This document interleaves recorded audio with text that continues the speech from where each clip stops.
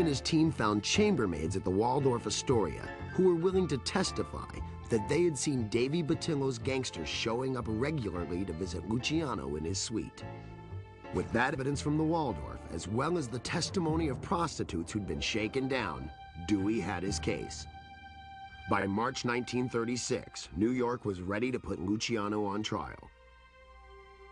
Lucky was not exactly waiting around for the cops to show up with handcuffs. He fled to the Arlington Hotel in a town well known as a mob safe haven, Hot Springs, Arkansas.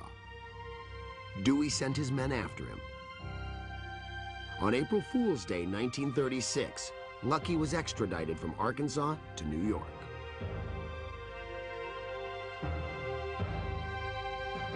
When he stood trial in June 1936, it took the jury less than 24 hours to find him guilty of overseeing a prostitution racket. His sentence, 30 to 50 years. It was a bombshell. It had tremendous impact politically, socially, and economically on organized crime and on the people of the city of New York. If Lucky Luciano, the most powerful racketeer of them all, could be sent off to prison and labeled the king of the pimps, then maybe the mob was not invincible after all. Luciano's partners in crime got that message loud and clear. Meyer Lansky skipped town, relocating to Florida and Havana, where he could oversee the mob's gambling interests. Bugsy Siegel chose Hollywood, where he could expand rackets on the West Coast. But life in Dannemora prison wasn't all that bad for Luciano, who, despite his conviction, was still chairman of the mob. He continued to run his affairs while in Dannemora. If your business is important enough, you're going to have henchmen who will come up and see you, and they'll speak in the code language. Luciano spends his time playing gin rummy, hanging around the yard. Little Davy Patillo is in jail with him and does all his cooking for him, prepares his meals for him. Someone else does Luciano's jobs at the prison. He gets his pants pressed and his shirts pressed, and it's just a sign of his underworld reputation. Fellow convicts weren't the only ones who still respected the power of Charles Luciano. In 1942, U.S. Naval Intelligence in New York City approached Lucky for help. A disastrous fire had recently destroyed the French luxury liner Normandy, which was being converted into a U.S. troop carrier. It sank in the Hudson River. Naval Intelligence had spotted German submarines off the coast of New York. There were rumors of sabotage along the docks. Docks controlled by Lucky Luciano and the New York mob. Then the local Naval Intelligence commander, Charles Heffernan, had a most unusual idea. Why not ask the mob for help in protecting the waterfront from the enemy? It was kind of novel. I think his superiors responded to it. Gee, we can have the mob protecting the country. Isn't that wonderful? So the Navy first approached Lucky's best friend and fellow mobster, Meyer Lansky. Lansky then presented the idea to the boss in prison.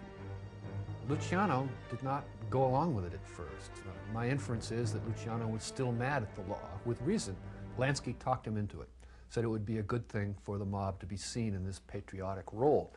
And so Luciano gave his permission. Lucky was moved from the desolation of Dannemora to a place where the chairman of the mob would be much more comfortable. A minimum security prison a few hours from the city, Great Meadow.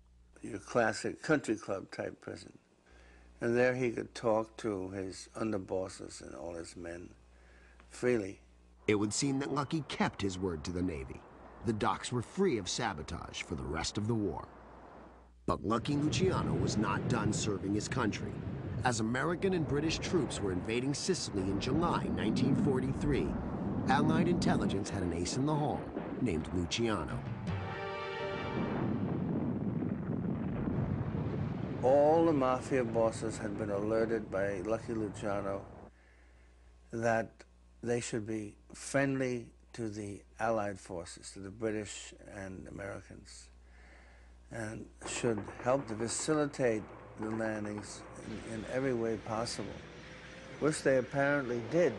The invasion was not only a success for the Allies, but a boon for the local mafia bosses who had followed the instructions sent by Lucky Luciano from prison in New York. The American generals, captains, were so grateful to the cooperation the Mafia gave them, that they appointed them mayors of cities, mayors of towns. And so after the landing was successful and Italy was reconquered for the Allies, the Mafia was left in a position much more powerful than it had ever been before. When the war ended, Luciano appealed for leniency. After all, the mob boss had secretly served his country. The government agreed to his release. And strangely enough, the same gentleman who prosecuted him, Thomas Dewey, is now the governor of the state of New York, who would have to sign the papers to release him from jail. But Lucky would not be allowed to stay in his beloved America. He was deported back to Italy.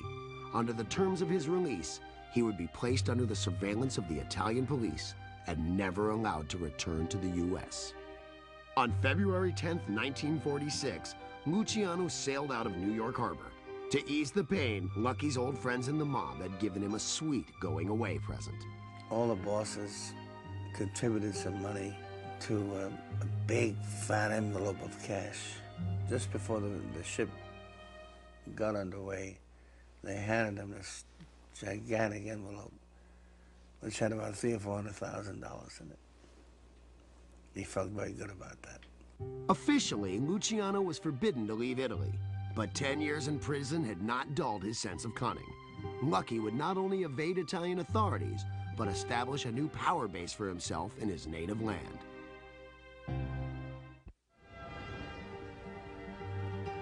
In late February 1946, after spending 10 years in prison, the deported king of the underworld, Lucky Luciano, arrived in Naples by boat and set foot on Italian soil for the first time since childhood. Waiting for him at the dock were the Italian police, who questioned him briefly, then set him free. Even if it meant defying the terms of his deportation, which forbade him to leave Italy, Luciano was determined to rejoin his fellow gangsters and to resume the only career he knew, that of a racketeer. After only 8 months, Lucky fled to Cuba, a mafia paradise. It was a totally corrupt society run by a dictator who was taking money and bribes from American gangsters to run the casinos there. So it was seen as an open town, Havana, for the mob, so Luciano probably thought he'd be safe there. Safe enough to call a summit meeting in April 1947 of all his mob associates, both from New York and around the country. It was a huge gathering, including, among others, Meyer Lansky, Albert Anastasia, Carlo Gambino, and Frank Costello. Among the crowd of celebrated gangsters was a real-life celebrity named Frank Sinatra. The excuse for the meeting was to celebrate Frank Sinatra and listen to his songs, but he was just a front. And during that meeting, they laid down the law on such things as the heroin route from Sicily to Cuba, then from Cuba to the mainland of the United States.